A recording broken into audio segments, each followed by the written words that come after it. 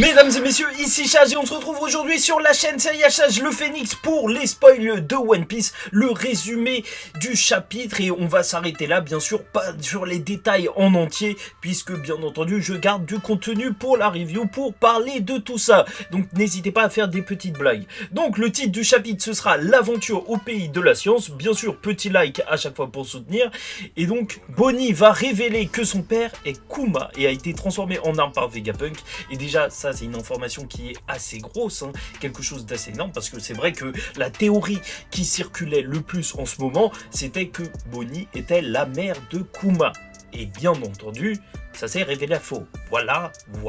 C'est aussi pour vous dire que franchement, hein, je le vois beaucoup trop souvent dans la communauté. C'est pas parce qu'un youtubeur sort une grosse théorie qu'elle a l'air super plausible et tout, et que même d'autres youtubeurs en parlent et qui sont quasiment sûrs que c'est vrai, Moi personnellement j'y croyais, je vous en ai pas parlé lors des reviews, mais j'y croyais, tu vois, les arguments étaient assez sensés, mais au final ce n'est pas le cas, c'est bien la fille de Kuma, et reste à voir quel âge elle a véritablement. Ça se trouve que c'est véritablement une enfant, mais ça c'est assez quand même intéressant. Et ensuite on a de la découverte qu'il y a 6 Vegapunk, et donc que le Vegapunk était faux. Bon, je vais pas me jeter des fleurs, tout le monde avait déjà vu un petit peu ça, parce qu'il est très occupé par ses recherches.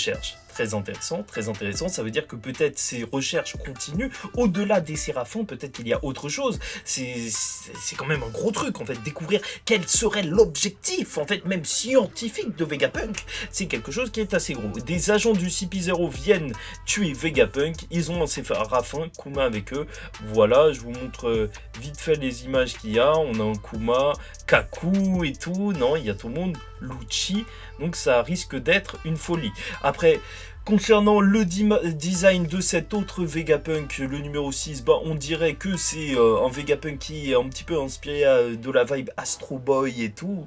Donc voilà, hommage bien entendu à ses confrères pour Oda, et en plus apparemment de ce chapitre il ferait aussi des références à Naruto qui fête ses 20 ans d'animé, et ça je vous conseille d'aller voir la vidéo parce qu'elle est juste excellente. Le studio Pierrot a réanimé tout ça, vous avez juste à taper Naruto et Pierrot, studio Pierrot sur YouTube, et après vous pouvez tomber sur la vidéo, elle est juste incroyable.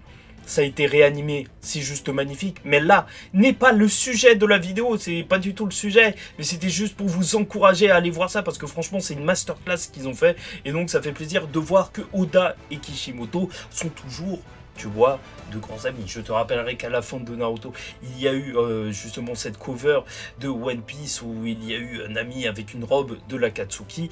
Mais bon, bref, là n'est pas le sujet. Bon, c'est assez intéressant en vrai de retourner sur le sujet Vegapunk, même en entier, parce que le sujet Vegapunk, c'est quand même un sujet assez large, c'est quand même un monument. Savoir que le gouvernement veut s'en débarrasser, c'est quelque chose d'assez gros en vrai, mais en même temps, c'est assez normal. En fait, c'est assez étrange, tu vois, les armes antiques et tout, ils essayent de tout cacher, et donc le scientifique qui pourrait les renverser, alors c'est logique qu'ils essayent de faire quelque chose contre lui. Reste à voir justement si Vegapunk pourrait s'allier au Mugiwara ou quelque chose du genre. Je pense que peut-être que Vegapunk, il mourrait lors de cet arc.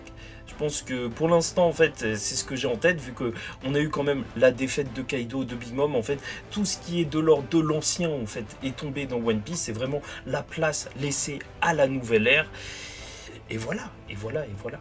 Bon, on va voir ça en détail quand le chapitre sortira. J'ai déjà très hâte de voir tout ça, de voir tous les dialogues, toutes les cases qui va nous sortir notre cher Oda, voir toutes les petites informations en plus qu'on aura. N'hésitez pas à me lâcher des blagues en commentaire. Encore une fois, ces vidéos servent à ça, à ce que je vous vole votre humour pour le réutiliser dans mes vidéos.